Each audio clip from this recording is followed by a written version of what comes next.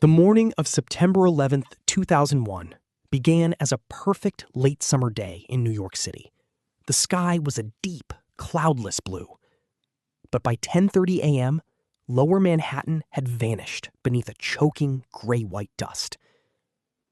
In the weeks that followed, families gathered at armories and hospitals, holding up photographs of the missing. They searched for faces. They searched for answers. Eventually, the city released a list of the dead, nearly 3,000 names. But one name was a problem, a legal headache, a mystery that refused to stay buried. The name was Sneha Anne Philip. To the courts, she was a debate. To the police, she was a suspect in her own disappearance. But to her family, she was the 2,751st victim. A woman erased by history, not just by the falling towers, but by the judgment of those who survived.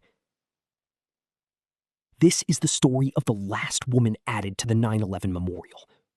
A doctor, a daughter, a wife, and a ghost who vanished just hours before the world ended. To understand the end, we have to go back to the beginning.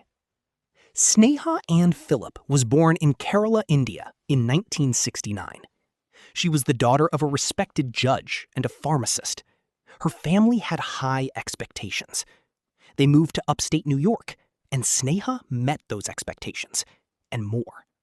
She was brilliant, a graduate of Johns Hopkins University, a medical doctor. She specialized in internal medicine. She was an artist, a painter. She was, by all accounts, a force of nature. In the mid-90s, while studying at the Chicago School of Medicine, she met Ron Lieberman. Ron was a musician, an aspiring doctor. He was calm and steady. She was electric and chaotic. They were married in May of 2000, blending his Jewish traditions with her Syrian Christian roots. They moved to Battery Park City. Their apartment building, 225 Rector Place, was a stone's throw from the World Trade Center. They could see the towers from their window. It was the heart of the city, the American dream. But behind the dream, the diamond had cracks. By the spring of 2001, Sneha's career at Cabrini Medical Center was unraveling. Sources later told investigators that she was struggling with tardiness. There were allegations of drinking. The hospital declined to renew her contract. She was suspended from a subsequent internship at Staten Island's St. Vincent's for missing a meeting with a substance abuse counselor. To her husband, Ron, this wasn't a moral failure. It was depression. She was a doctor who couldn't heal herself. And on the night of September 10th, 2001, she had a reason to be stressed. She had just been arraigned on a misdemeanor charge, accusing her of falsely reporting a sexual assault. She needed a night out. September 10th, 2001, a Monday. Sneha had the day off. She spent the afternoon online, chatting with her mother for 2 hours. She was talking about the future. A friend was planning to get married at Windows on the World, the restaurant atop the North Tower. Sneha told her mother she wanted to check it out. At 4 p.m., she signed off. Security footage picked her up a few blocks away at the Century 21 department store. This is the last confirmed sighting of Sneha Anne Philip alive. The tape shows her browsing. She was wearing a white shirt, a dark skirt. She looked like any other New Yorker running errands. She used her American Express card to buy lingerie, a dress, pantyhose, and bedsheets. Then she bought 3 pairs of shoes. It was a lot of stuff, almost like she was nesting, or maybe preparing for something. Ron Lieberman came home late that night, after midnight. The apartment was dark. The bed was empty. He wasn't worried. Sneha was a night owl. She often stayed out painting or listening to music with friends. He figured she had crashed on the couch of her brother or a cousin. He went to sleep. At 4 a.m. on September 11th, the apartment phone made a call. It was to Ron's cell phone. He has no memory of answering it. Maybe she was checking her voicemail. Maybe it was a misdial. Maybe it was Sneha calling to say she was almost home. At 6:30 a.m., Ron woke up. She wasn't there. He showered and left for work at Jacobi Medical Center in the Bronx. He had no idea that he would never see his wife again. And he had no idea that in a few hours, the world would turn inside out. When the planes hit the towers, Ron Lieberman was across the bridge in the Bronx. He tried to call Sneha. He called the landline. He called her cell. Nothing. He worried she might have been sleeping in. Their apartment was on Rector Street. It was in the shadow of the towers. As the buildings collapsed, Ron used his medical credentials to race back downtown. The site was apocalyptic. Fire, steel. When he finally reached their building, he climbed the stairs to their home. He opened the door. The window was open. The dust from ground zero had drifted inside. It coated the floor. Their 2 kittens had run around, leaving trails of tiny paw prints in the white powder. But there were no footprints, no shoe prints, no disturbances, no Sneha. For the next month, Ron lived in hell. He didn't know if his wife was a victim, a rescuer, or a refugee. He plastered missing posters all over the city. He hired a private investigator, Ken Gallant, a former FBI agent. And then they found the tape. The lobby of 225 Rector Place had security cameras. When investigators pulled the footage from September 11, they found a timestamp, 8:43 a.m., just 3 minutes before the first plane struck the North Tower. The footage shows a woman entering the lobby. She walks to the elevator. She waits. She looks at her watch. She shifts her weight. Then, instead of getting on the elevator, she turns around and walks back out the front door. The quality was terrible, blown out by the morning sun.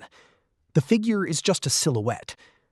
But the silhouette has long, dark hair, like Sneha's. The clothing matches what she wore the night before. The family says the mannerisms, the way she shifted her weight, were exactly Sneha's. But here is the mystery that breaks the heart. She is not carrying the shopping bags from Century 21. Where did the bags go? Did she go upstairs first, drop them off, and leave again? Or did she never actually go inside? For Ron and the private eye, the story wrote itself. Sneha came home late. She was feeling low.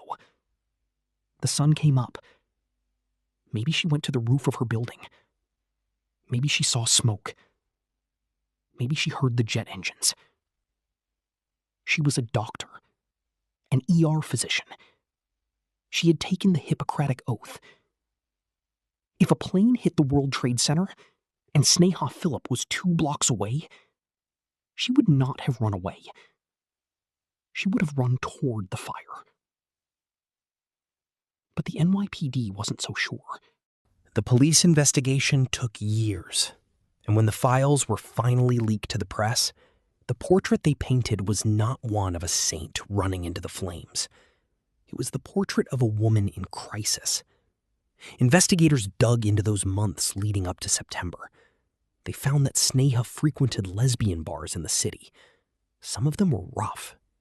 Some of them she reportedly left with strangers. The report alleged affairs. It alleged arguments with her husband at the courthouse just hours before she vanished. It alleged that Sneha wasn't a hero. She was a fugitive. Detectives' theory. Theorists suggested she took advantage of the chaos to start a new life. Or darker still, that she met with foul play on the night of the 10th, killed by a jealous lover or a random act of violence, and the terrorists simply provided a convenient cover story. The medical examiner's office took her off the official list of victims. Her family was furious.